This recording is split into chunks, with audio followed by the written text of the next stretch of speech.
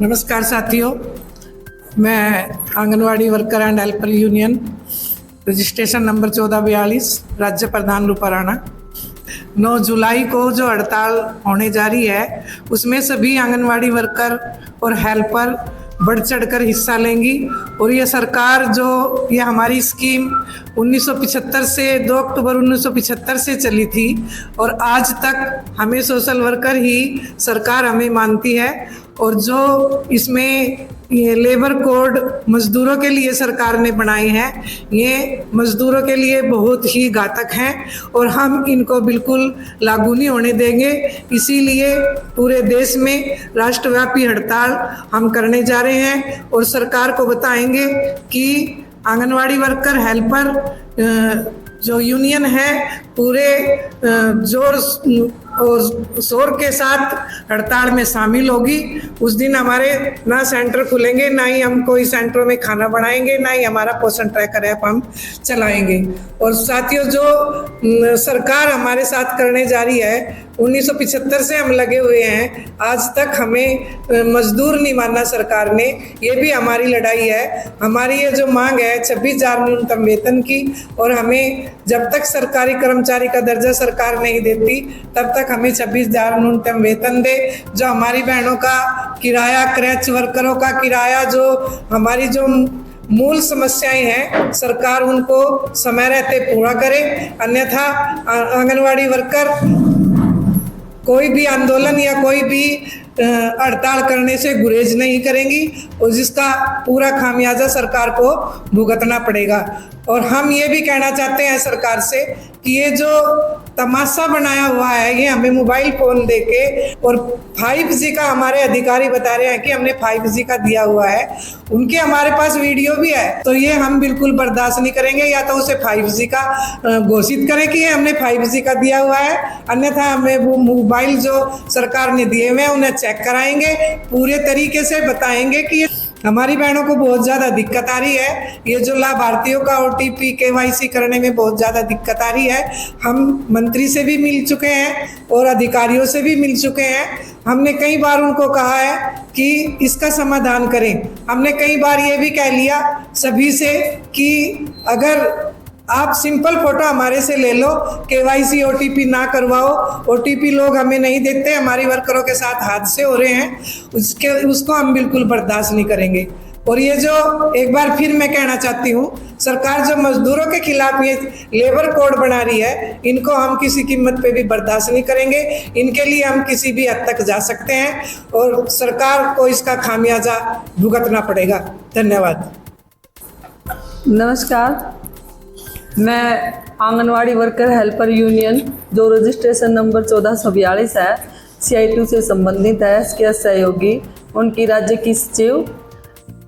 जो ये सरकार ने पोषण ट्रैकर जो चलाया है, ये पूरे भारत में चला हुआ है और इसमें पूरे भारत में वर्करें परेशान हैं और परेशान होने के कारण ही ये लगातार धरने प्रदर्शन चल रही हैं।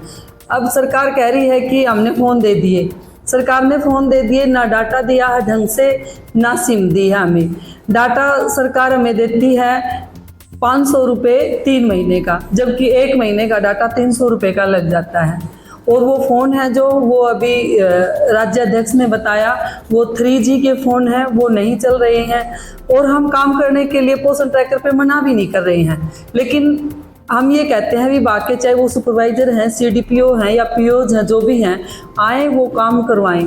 क्योंकि KYC में जो दिक्कत आ रही है वो हमें OTP नहीं मिल रहा। दूसरा ये है कि मान लो एक गर्भवती महिला है, फिर उसको बच्चा हुआ है, अब बच्चे का तो आकार हर महीने बदलता रहता है और वो हर महीने फ़ोटो सबमिट नहीं होता और इस प्रकार से बहुत सारी समस्याएं हमारे सामने खड़ी हैं।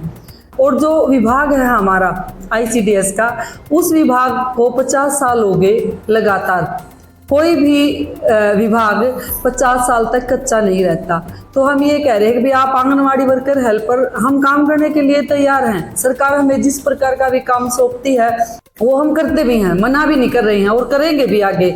लेकिन जो सरकार को हमारी न्यूनतम वेतन की है डिमांड, तो वो हमारी जब तक पूरी करे, जब तक हमें सरकारी कर्मचारी घोषित ना करे। तो 26,000 रुपये हमारी मांग है, प्रमोशन का है। और इसके लिए हमारा जो वर्कर हेल्पर से वर्कर जो प्रमोशन के लिए है, उसमें जो इन्होंने एज लगाई है, एज लिमिट को वो ख़त्म करें।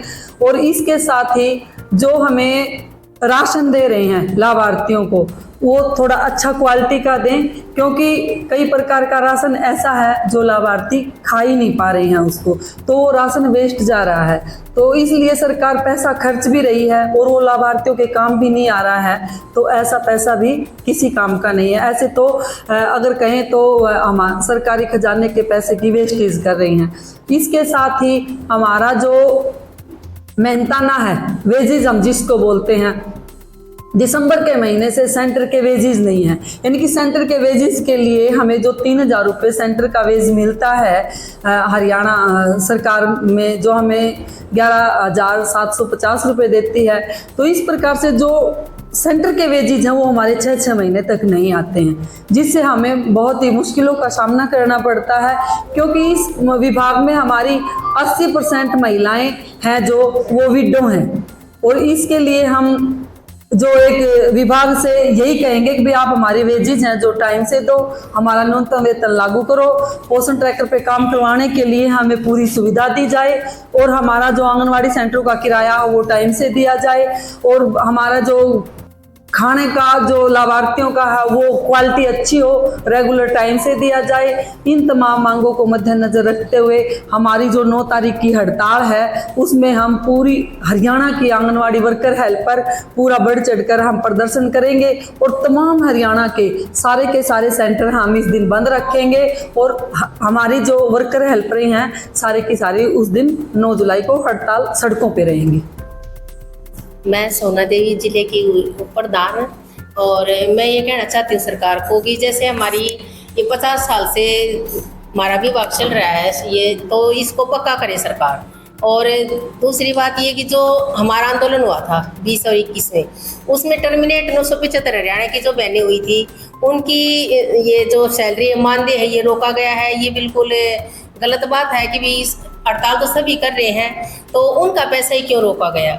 बहुत गरीब तबके से हेल्पर हैं और वर्कर हैं, तो उनका जब इतने एक साल का 7-7 महीने का पैसा नहीं आएगा, तो लाख रुपए के आसपास पड़ता है, तो अपने बच्चों को कैसे पालेंगे। सरकार से मैं ये अपील भी करती हूँ कि भी उनका टर्मिनेट का सभी का पैसा डाले, और जो हमारा मानदेय है वो बढ़ाए 26,000 रुपये।